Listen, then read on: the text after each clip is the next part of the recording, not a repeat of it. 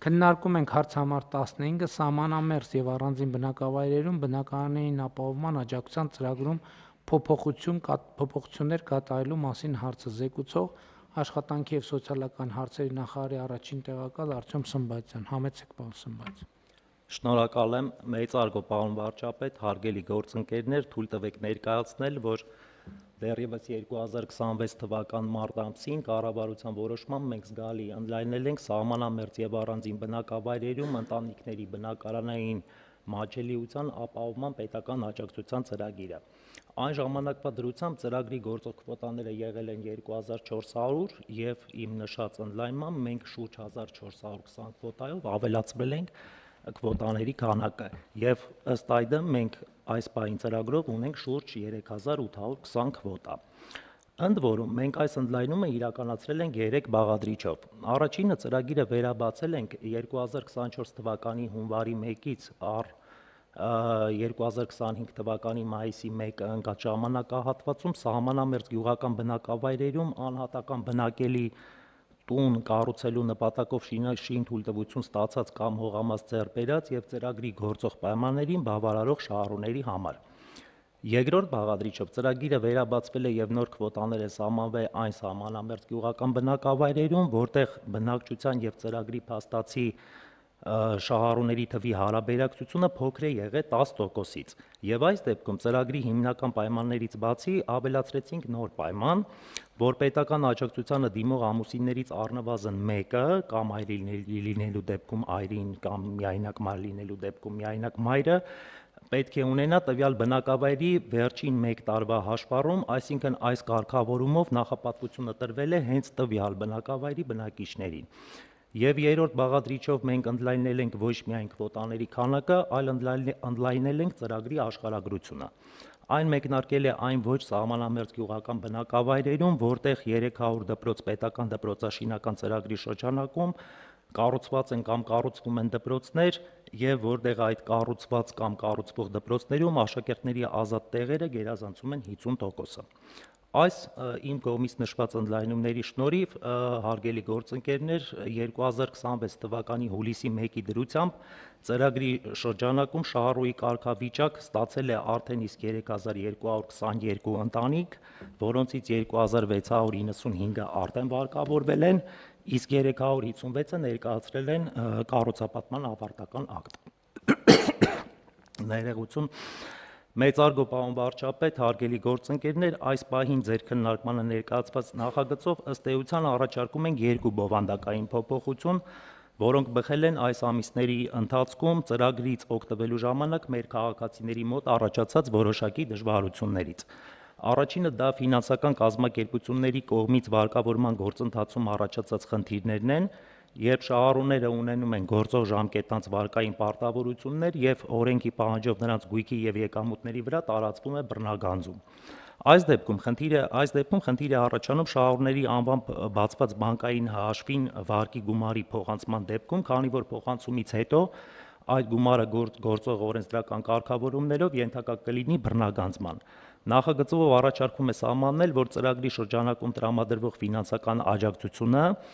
այդ թվում հիպոթեկային վարկով կառուցված անշարժ գույքը հիպոթեկային վարկի գործողության ընթացքում չի կարող արգելադրվել, բռնագանձվել կամ հաշվանցվել շահառուի այլ պարտավորությունների դիմաց։ Նախագծով նաև առաջարկվում է կարգավորել այն դեպքերը, երբ շահառուները ծրագրին դիմելու օրվա դրությամբ նախորդ 1 տարվա ընթացքում գտնվել են պարտադիր զինվորական ծառայության մեջ եւ փաստացի չեն բավարարում այդ ժամանակահատվածում տվյալ բնակավայրում հաշվառված լինելու պայմանին։ Այս դեպքում առաջարկում է տվյալ բնակավայրում հաշվառված լինելու հանգամանքը ստուգել նախքան զորականչվելը նախորդ 1 տարվա համար։ Խնդրում եմ հաստատել։ Շատ լավ, հարգելի գործընկերներ, սահմանամերձ գյուղերի եւ 16 միլիոնի ծրագիրը ինքը ակնհայտորեն ունի սոցիալական նշանակություն եւ մենք պարզապես ուզում ենք նաեւ աջակցել մեր այն քաղաքացիներին, ովքեր սոցիալական իրենց վիճակի բերումով բնակարան ունենալու, տուն կառուցելու հետ կապված դժվարություններ ունեն եւ մենք մարդու կարիքը եւ կոնկրետ տարածքի հետ ենք կապում, բայց այս ընթացքում բազմիցս առաջացել են խնդիրներ, որ մարդը ունի չկատարված պարտավորություններ ֆինանսական կազմակերպությունների կամ բանկերին կամ այսպես ասած սև ցուցակումը հարկադիրի տակ է եւ այլն եւ այլն։ Իհարկե մենք մյուս կողմից շատ բարդ ընտրություն է, որ ինչքանով մենք պետք է նման իրավիճակներում գտնվող անձանց աջակցենք, բայց քանի որ հարցը սոցիալական բնույթ ունի եւ հաշվի առնելով նաեւ այն, որ բնակարանը մեր պայմանով մի X ժամանակ չի կարող օտարվել, ճիշտ է, մոտավորապես 10 տարի, թե 20 տարի, 10 տարի չի կարող օտարվել եւ վարկը փաստացի վերցնում է կառավարությունը եւ փաստացի փակում է կառավարությունը, այս դեպքում մենք մտածեցինք, որ սոցիալական որոշակի խմբերի համար, ովքեր սահմանամերձ գյուղերում են եւ այլն, այդ հանգամանքը փորձենք մանավանդ բազմաթիվ նամակներ եմ ես ստանում եւ նախարարությունն էլ ենթադրում եմ, մենք որպեսզի այս խնդիրը շրջանցենք, այսինքն չկապենք մեկը մյուսի հետ, հույս ունենալով, որ նաեւ մարդկանց այս սոցիալական աջակցությունը կխթանի նաեւ, որ հետագայում իրենց պարտավորությունները պատշաճ կատարեն կամ անկախ ամեն ինչից սահմանամերձ բնակավայրում ունենան տուն եւ կարողանան այդտեղ ապրել, իհարկե եթե համապատասխանում են ծրագրի չափանիշներին, 10 տարուց հետո արդեն պայմանը մարդիկ պետք է իմանան, որ եթե 10 տարին լրանալուց հետո այդ պարտավորությունները փակված չլինեն, այդ բնակարանը, այդ տունը կարող է այո պարտավորությունների դիմաց օտարվել, վերցվել իրենցից եւ գուցե սա նաեւ լրացուցիչ խթան լինի, որպեսզի մարդիկ աշխատեն եւ նախկինում կուտակած իրենց պարտավորությունները փակեն, այդ թվում բանկերի եւ ֆինանսական կազմակերպությունների հետ բանակցեն, այդ թվում մենք էլ ուղերձ հղենք, որ բանկերն ու ֆինանսական կազմակերպությունները մաքսիմալ ճկունություն ցուցաբերեն, որպեսզի այս խնդիրը լուծվեն։ Զինվորականներ հետ կապված խնդիրն էլ պարզ է, որ մարդիկ շատ դեպքերում գործողվում են այդ ընթացքում իրենց մշտական բնակության վայրի հետ կապված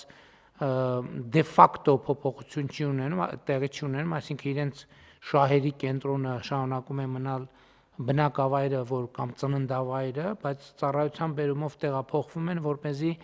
իրենց համար էլ լրացուցիչ արհեստական խոչընդոտներ մենք չստեղծենք արդեն իսկ հաստատված քվոտաների շրջանակում։ Սա շատ կարևոր է, այսինքն քվոտաների փոփոխություն տեղի չի ունենում, այլ ընթացիկ գործերի վրա սրանք կազդեն, որոնք արդեն դիմումներ են ներկայացված, քննարկված են եւ չափանիշներին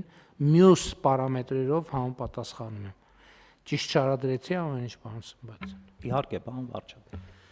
Շատ լավ, կան դիտարկումներ։ Չկան, հարցը դրվում է քվեարկության, ովքեր են դեմ որոշման ընդունմանը, դեմ չկա, որոշումն ընդունված է։